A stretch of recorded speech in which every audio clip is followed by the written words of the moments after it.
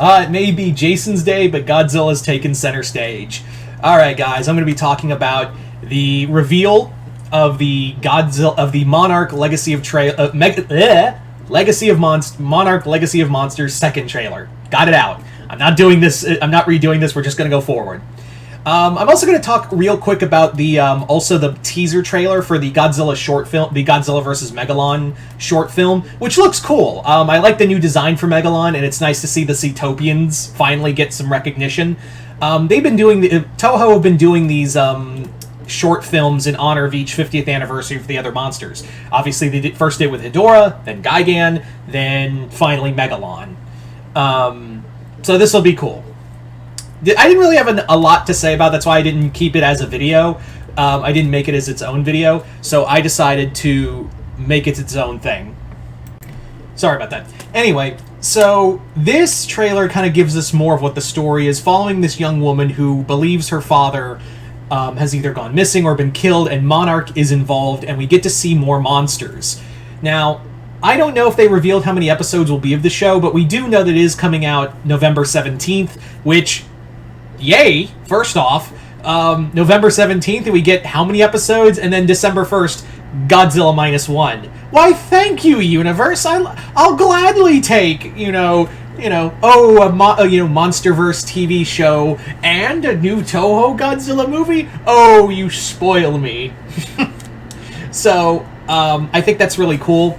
The cinematography is dead-ass on for the MonsterVerse for this show. It very much looks like some movie quality. I mean, what would you expect from Apple TV? You got that Bill Gates money. Of course you're gonna, give out a lot. Now, the other thing that you have to look at with this show is that we are getting some new kaiju, and some of those do look familiar, at least TV-wise. Now, the eggs, I don't know what they are. They look kind of like the Muto eggs, which makes sense because there is Muto Prime around in this timeline, and the Mutos are still around, so maybe this will explain Muto Prime and the Muto Queen we saw in the end of King of the Monsters. Maybe it won't be. Maybe it's the new flying kaiju that we've been seeing. That looks like one of the main adversaries, but we're not sure. The other thing that I kind of noticed, and maybe I just didn't see, and maybe I just misinterpreted it, but there's a scene where Wyatt Russell's character, who's also Kurt Russell's character from the past, they're going through that ship, and it's like you see something like rip at the ship and pull it apart. And if I'm not mistaken, those look like big gorilla fingers. So maybe since we are getting a lot of Godzilla, it stands to reason we're back on Skull Island. We're gonna see Kong. It makes sense that we would probably see Kong in this show too. It does give a lot of explanation that Kong would probably be a part of this universe as well. The other monster that I think, and I could be wrong, I fully acknowledge that I could be totally wrong in all aspects for this, is that the other monster we do get to see is this huge serpent-like creature just with this huge jaw and breathing ice. I think that might be Tiamat. I think that might actually be Tiamat. And I'm going to say this, and again, I fully acknowledge I'm wrong every time. It does look like they're trying to keep the continuity more tight-knit, because at the beginning with the first few movies, they just were like, oh, the movie's just canon. Everything else is just kind of loose canon. But it now looks like after Godzilla vs. Kong, it does look like they're trying to do the Star Wars thing and be like, everything continuity-wise is tight-knit, and that's how we're keeping it canon. So it does look like they are trying their best to, with these outside sources, trying to keep it more tight-knit. But again, it could be a new monster. I think it might be Tiamat, but it does look like they are giving a lot more spotlight to these other kaiju we've been seeing in the extended resources, like in the upcoming Godzilla x Kong, the Hunted, which is the new prequel comic to Godzilla Kong: The New Empire. Which also Chris actually got me and him backed. I think he got us the physical copy, if I'm not mistaken. So thanks, Chris. Thanks, Chris, for I can't wait to read that and do a review on that when it eventually comes out. But Anyway, I digress.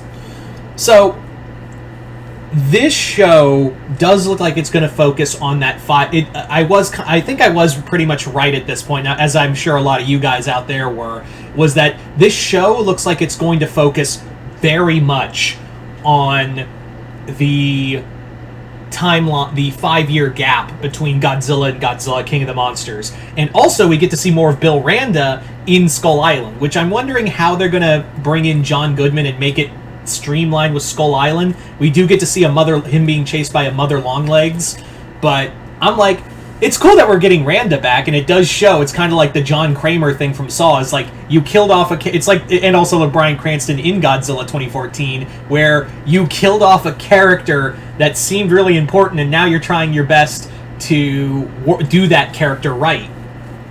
So I'm excited, and the fact that this is coming out, and we'll probably get it, and this would probably, I acknowledge it probably wasn't a coincidence.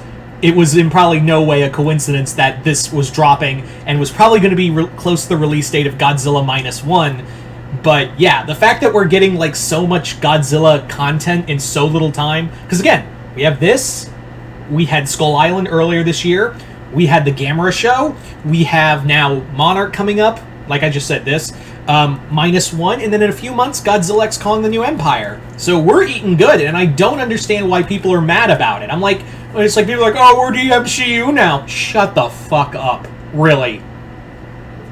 Just shut the fuck up. Like, do you know how long a lot of us kaiju fans have languished with very little content? So I'm very thankful that we're now living in an age where I can have Godzilla content. From both studios, even. So yeah. So you guys tell me in the comments below, what do you guys think of this new trailer for Monarch: The New Monarch: The Age of Monsters? Just comment below, let me know. Once again, hope y'all enjoyed this. I'm Mr. Multiverse. I'll see you next time. The Multiverse.